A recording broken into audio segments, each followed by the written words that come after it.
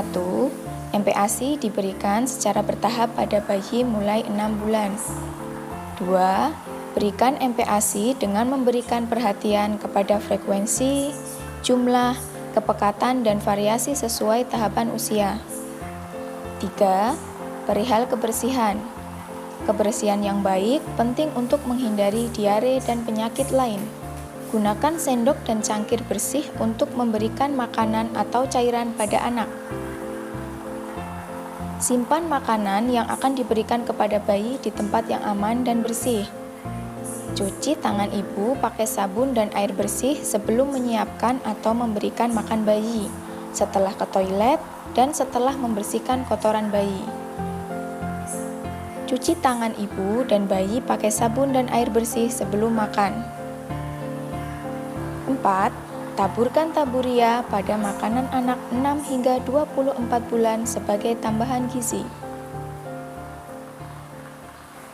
Baik, ibu-ibu, setelah menonton film tentang MPASI atau makanan pendamping ASI, jadi ibu-ibu sudah tahu ya mulai berapa usia anak untuk pemberian makanan pendamping ASI. Sudah, Bu. Ya, berapa, Bu? 6 bulan. 6 bulan, betul.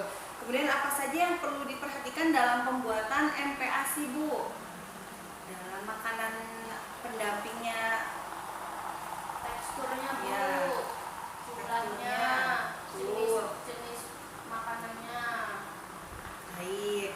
Kemudian untuk bagaimana caranya menjaga kebersihan dari MPASI ini?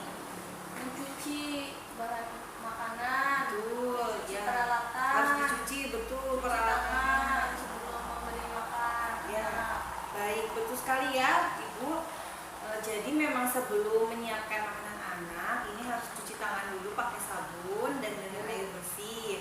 Kemudian setelah dari toilet dan setelah menyuapi anak pun harus cuci tangan. Nah, di sini setelah menonton film dan Ibu sudah mengetahui sedikitnya mengenai makanan pendamping ASI, bisa dilihat lagi di sini di flip chartnya. Untuk makanan pendamping ASI dapat diberikan secara bertahap mulai usia 6 bulan ya. Umur 6 sampai 9 bulan diberikan makanan lumat sebanyak 2 sampai 3 kali sehari dan makanan selingan 1 sampai 2 kali sehari. Nah, makanan selingan ini bisa terdiri dari buah atau biskuit. Dengan porsi untuk makanan lumat bisa 2 sampai 3 sendok makan setiap kali pemberian makanan, atau bisa sampai setengah mangkuk kecil ya, Bu. Untuk umur 9 sampai 12 bulan diberikan makanan yang lembek atau yang dicincang atau tingkat kepadatannya lebih padat dibandingkan umur yang 6 bulan ya, Bu. Dan ini diberikan sebanyak 3 sampai 4 kali dalam sehari dan juga tidak lupa memberikan makanan selingan bisa 1 sampai 2 kali sehari, bisa buah atau biskuit. Dan diberikan sampai dengan 3/4 mangkuk. Kalau tadi hanya setengah mangkuk, kita naikkan lagi jumlahnya sampai 3/4 mangkuk ya, Bu. Dan tingkat kepadatannya juga ditingkatkan lagi lebih padat.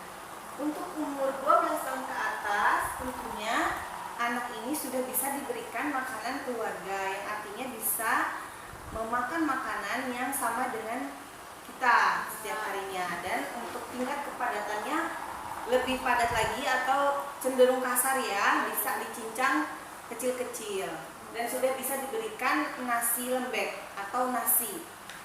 Nah, untuk penjelasan tadi, apakah ada yang kurang jelas, Ibu Yesi? Itu, Bu, kalau sebelum usia 6 bulan apa nggak boleh dulu dikasih makan? Ya, betul sekali, Bu Yesi. Memang benar. Jadi sebelum 6 bulan bayi tidak boleh diberikan makan. Karena seperti yang sudah pernah kita bahas sebelumnya ya, Bu, dalam bab menyusui itu, selama bayi umur 0 sampai 6 bulan itu hanya diberikan ASI saja, sehingga nanti 0 sampai 6 bulan ini bayi hanya ASI, jadi dinamakan ASI eksklusif begitu. Jadi tidak boleh diberikan makanan selain ASI ya. Jadi ASI itu makanan yang terbaik untuk anak 0 sampai 6 bulan. Nah, untuk makanan yang lumat ini Ibu Yesi bisa memberikan bubur susu ya Bu, atau bubur tim nasi lunak. Itu yang bisa kalau tim kan masih agak kasar ya untuk anak 6 bulan, bisa dilumatkan lagi ya Bu.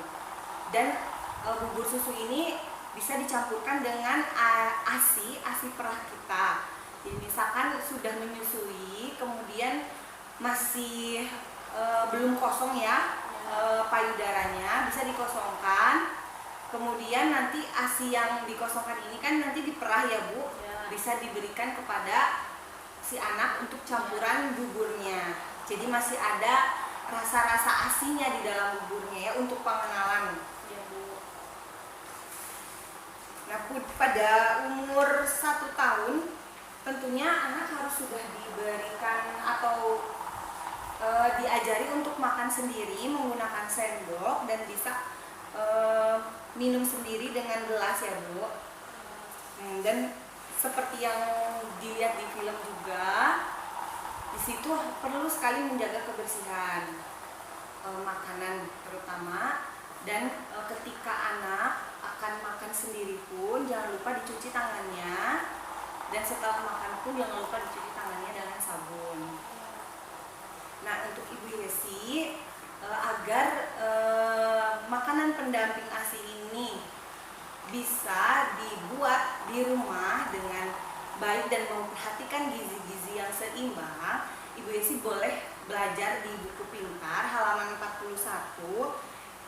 Di situ lengkap Bu, ada tentang nutrisinya juga dan apa saja makanan-makanan atau yang bagus untuk bayi, seperti ada sayurannya, kemudian karbohidratnya di situ, protein dan lemak yang seimbang ya Bu. Dan untuk di buku pintar pun tidak hanya membahas makanan pendamping, melainkan ada juga mengenai perkembangan dan stimulasi anak usia 0 sampai 6 tahun. Boleh dibaca, dipelajari dan diterapkan di rumah ya Bu. Betul, agar anak-anak kita ini sehat dan pintar Bu Yesi.